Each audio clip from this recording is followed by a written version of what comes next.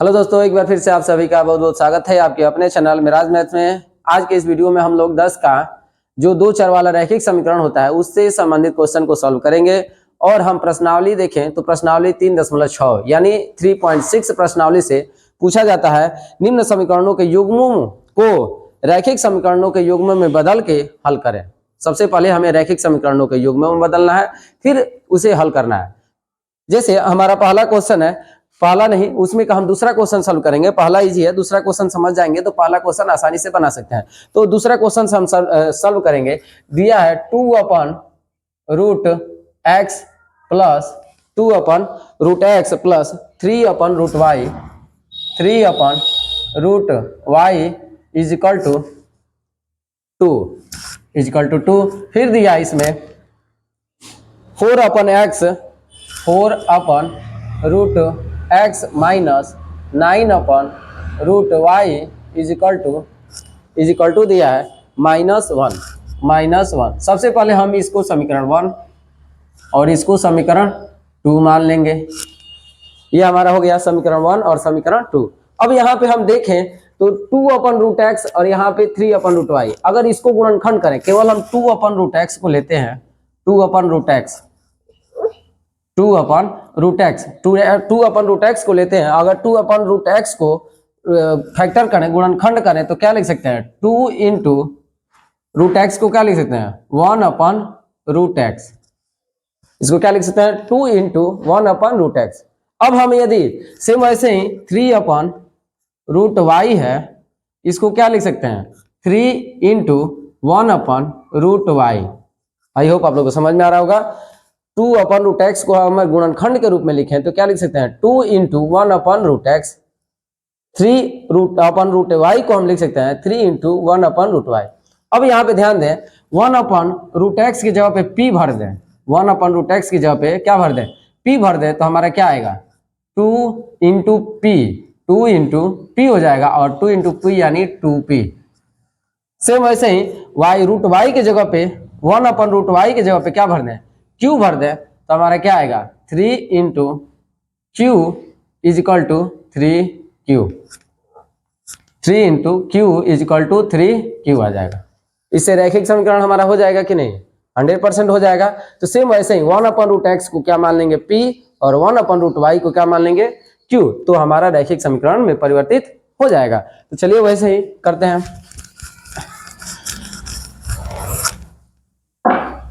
क्या है? 1/√x। यहाँ पे क्या है? 1/√x। तो माना 1/√x is equal to p तथा 1/√y is equal to q। 1/√x is equal to p और 1/√y is equal to q। इसे भी समीकरण हम मान लेते हैं समीकरण 3 और ये हमारा समीकरण हो जाएगा 4। अब हम लोग क्या करेंगे?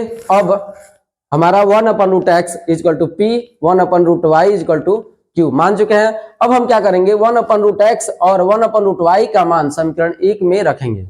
1/√x और 1/√y का मान समीकरण 1 और 2 में रखेंगे। तो 1 में रखेंगे 1/√x की जगह पे तो क्या लिख सकते हैं?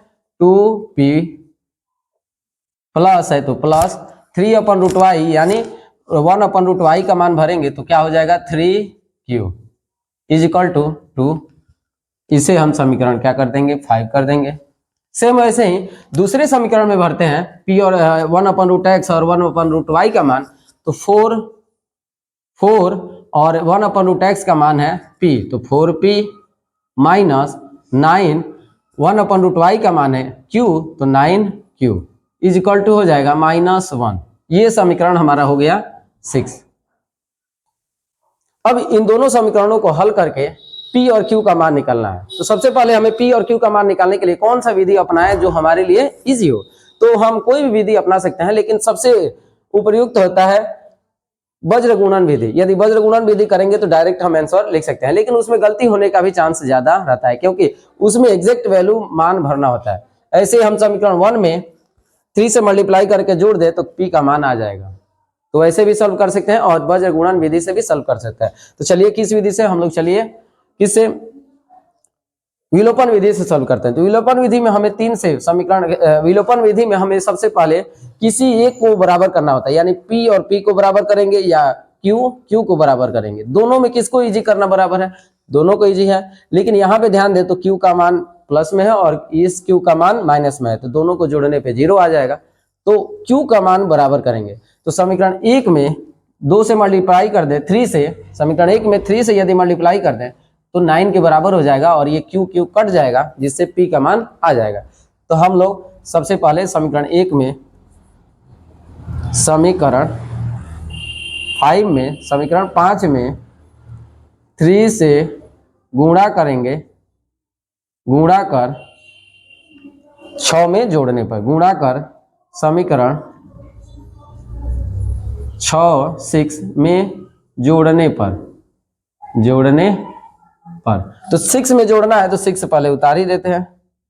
4P माइनस 9Q बराबर -1। अब समीकरण 5 में 3 से गुणा करना है, तो 5 में 3 से गुणा करेंगे तो 3 2 जा 6P माइनस 3 3 जा प्लस है तो प्लस 3 3 जा 9Q इज इक्वल टू 3 2 जा 6, 3 दूना 6। जोड़ना है तो जोड़ेंगे तो ये क्या हो जाएगा, Q कट जाएगा, हमारा 6 और 4 10P 10P बराबर 6 माइनस 1 जोड़ेंगे तो हमारा आ जाएगा 5, यानी हम लिख सकते हैं P बराबर 5/10, यानी 1/2। P का मान हमारा आ गया 1/2, P का मान 1/2। सेम वैसे ही अगर P का मान आ गया, इसे समीकरण क्या करेंगे, P का मान किसी एक में भर देंगे तो क्या आ जाएगा, X का मान आ जाएगा। चलिए अब यहीं पे रखते हैं, तथा अब इसे क्या करेंगे, Q का मान निकालने के लिए P का मान समीकरण किस में रखें कि Q का मान आ जाए, 5 में या 4 में। तो P का मान हम किस में रखते हैं, 5 में रखते हैं। P का मान समीकरण 5 में रखने पर P का मान समीकरण 5 में रखने पर, तो हमारा समीकरण 5 है 2P, तो 2P की जगह पे लिखेंगे 2 × 1/2, 2 × 1/2, चलिए हम लोग ऊपर लिखते हैं इसे, इसके बाद हम लोग ऊपर लिखते हैं, तो मिटाना पड़ेगा। तो हम आप लोग पॉज करके तो लिख ही सकते हैं, तो हम इसको मिटाते हैं और ऊपर लिखते हैं। P का मान 1/2 आ गया है, तो हम लोग P का मान समीकरण 5 में भर देंगे, समीकरण 5 में भरेंगे या 6 में, 5 में या 6 में भर के हम Q का मान निकाल सकते हैं, तो हम लोग 5 में भरते हैं। तो यानी P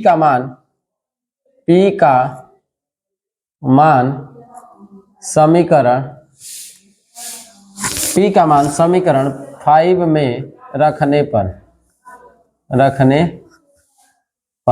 P का मान यदि 5 में भरें तो हमारा P का मान 1/2 है और 5 है 2P, तो 2 इंटू और P का मान 1/2 है तो 1/2 माइनस प्लस 3Q है, plus 3Q is equal to हमारा है 2, इज इक्वल टू 2। अब इसे सॉल्व कर दें तो Q का मान आ जाएगा, तो 2 से 2 कट जाएगा, हमारा बच जाएगा 1 उधर भेज देंगे तो 3Q plus is equal to 2, 1 इधर उधर जाएगा तो माइनस हो जाएगा -1, यानी Q इज इक्वल टू हम लिख सकते हैं 2 में से -1 और 3 इधर जाएगा तो 1/3, यानी Q का मान आ गया 3, Q का मान 3।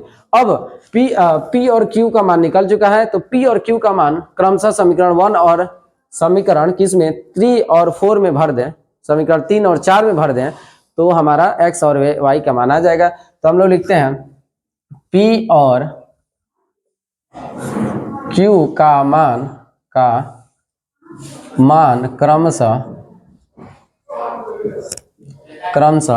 समीकरण 3 और 4, समीकरण 3 और समीकरण 4 में रखने पर